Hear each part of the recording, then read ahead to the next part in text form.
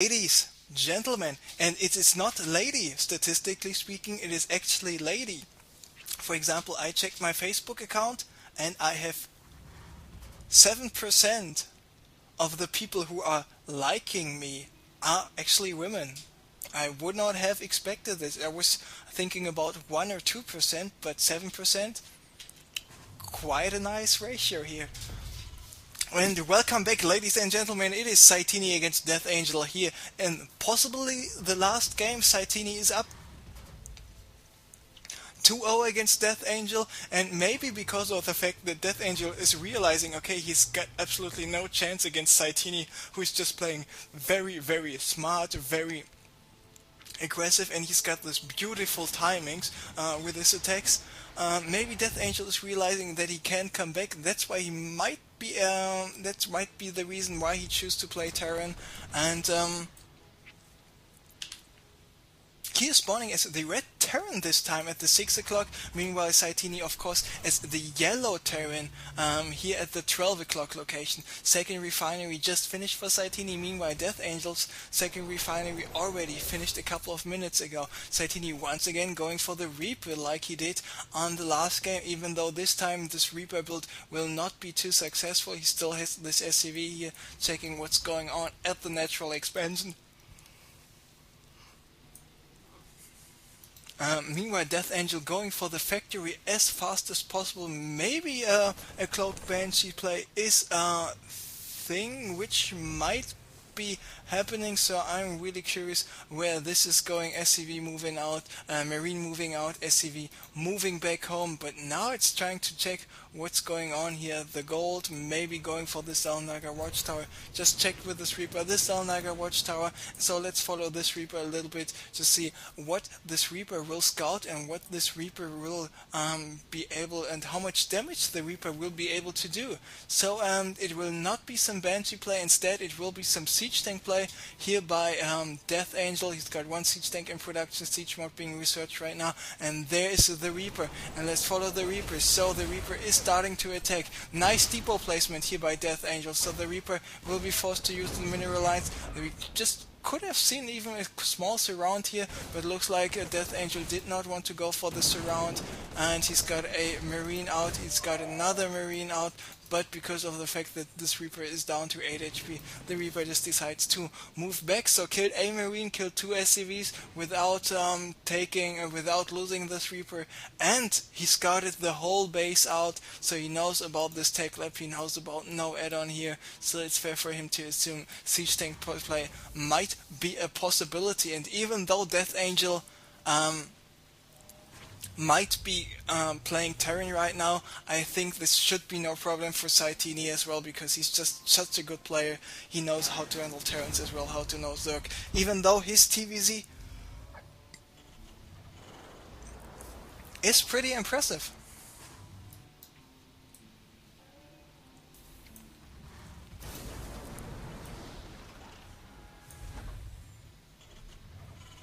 So DeathAngel going for the slow push. He's got the Siege Tank up. What about the Siege Mode for Satiini? It still takes another 30 seconds, and DeathAngel wanted to go for some attacking action. Neither player is going for an expand right now. It is one base oriented play here by both guys. So the bunker will be finished for DeathAngel in 3, 2, 1. There we go. Meanwhile, the bunker for Satiini is finished there as well. And now with the Medivac providing the vision, this bunker is under attack. There are the Vikings, and the Vikings of course repel this Medivac, but now there's another Viking out. But 2 Vikings last time I checked are better than 1 Viking. But with DeathAngel having all those 4 SCVs, constantly repairing those, he might be in a slightly better position. And now a nice scan here by Satiini after rearranging his second Siege Tank, so this first Siege Tank here of DeathAngel is going down. What about this bunker? This bunker is getting repaired just in time, so it's not burning down to the ground. The second Siege Tank here of Satiini needs some repair. so everybody is repairing everything. And nice timing here by both guys to go for the expansion. There we see the expansion by Satiini coming up, and there's the expansion by DeathAngel coming up.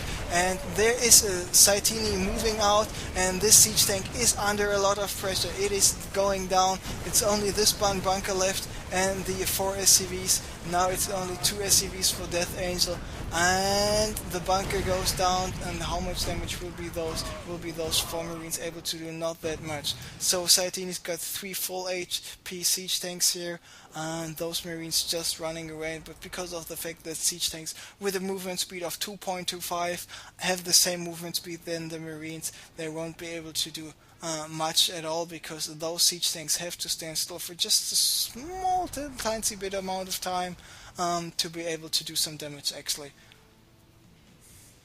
So the command center for DeathAngel will be finished in 10 seconds. Meanwhile, the command center for Satiini will be finished about the same time. There we see another barracks, and another factory coming up by Satiini. So 3 barracks, 2 factories, 1 starport out of 2 bases. So Satiini just checked what's going on here on the high ground.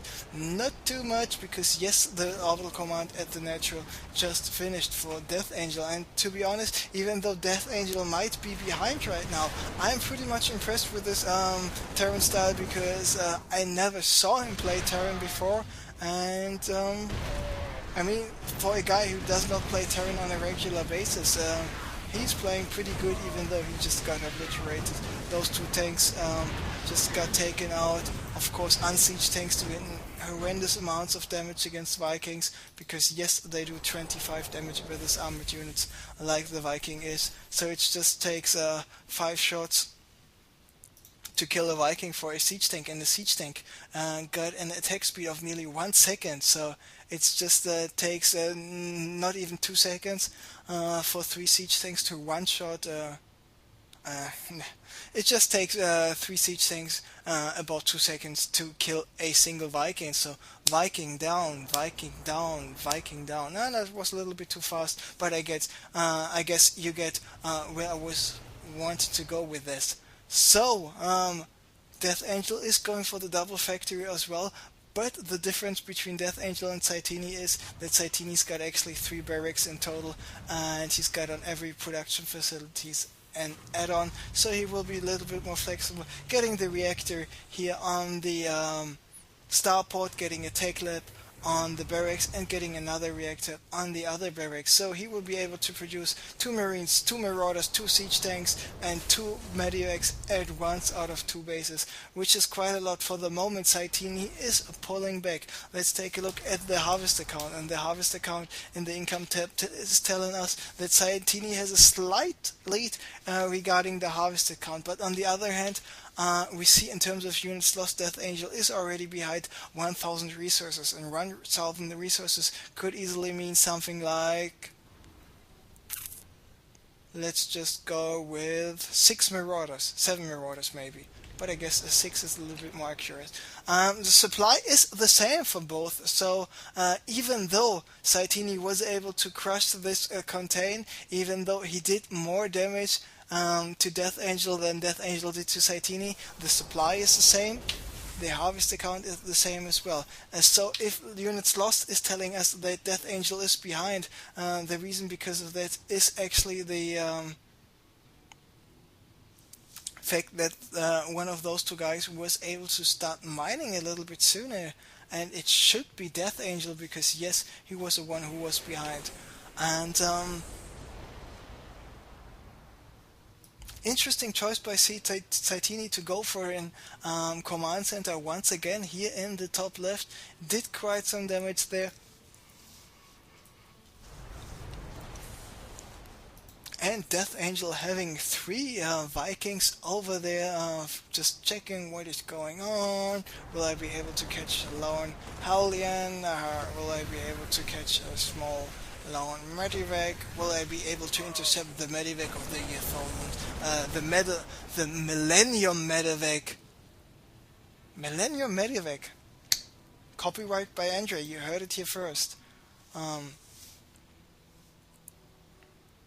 And now I was so fascinated by this term Millennium Medivac, I actually forgot what I was talking about. But it was a bad joke anyway, I guess, because it's very likely me doing bad jokes. So, DeathAngel, he is going for the command center as well, even though the command center, once again, for Satiini, is a little bit faster. But this time the difference is not half a second. This time the difference is, let me just check. 40 seconds in total, and I'm not talking about being able to mine. I'm talking about finishing with this orbital command. And 40 seconds difference for an orbital command is 25 energy, which is half a mule. So, if we take a look at the supply, we see 137 for Satiini, 133 for DeathAngel, who is going for even another expansion. And this guy likes to expand, even though he needs to like building units there as well. And single Marines just moving in, getting intercepted by DeathAngel, doing a very good job there. Units lost now, not so much apart from each other. It's only 675 minerals, and this is being told 17 minutes and 20 seconds in the game. So looks like DeathAngel was able to catch up. Let's take a look at the counting station of the units to see actually what's going on. But meanwhile, we have a drop starting here by Satiini, just landed with a siege tank there, and those siege tanks and the Marines do quite a big amount of damage, because DeathAngel is not being able to mine there. One refinery going down, second refinery under attack. Even the supply depot or this orbital command might be under attack, and he should lift up this orbital command quite soon, maybe call down 1 or 2 mules here. And looks like DeathAngel, he is having enough. He's going for an attack himself as well. But Satiini spotted this attack with us Marines here, so I'm really curious where this is going. Where are the Marines of DeathAngel? Just being dropped directly in the mineral line.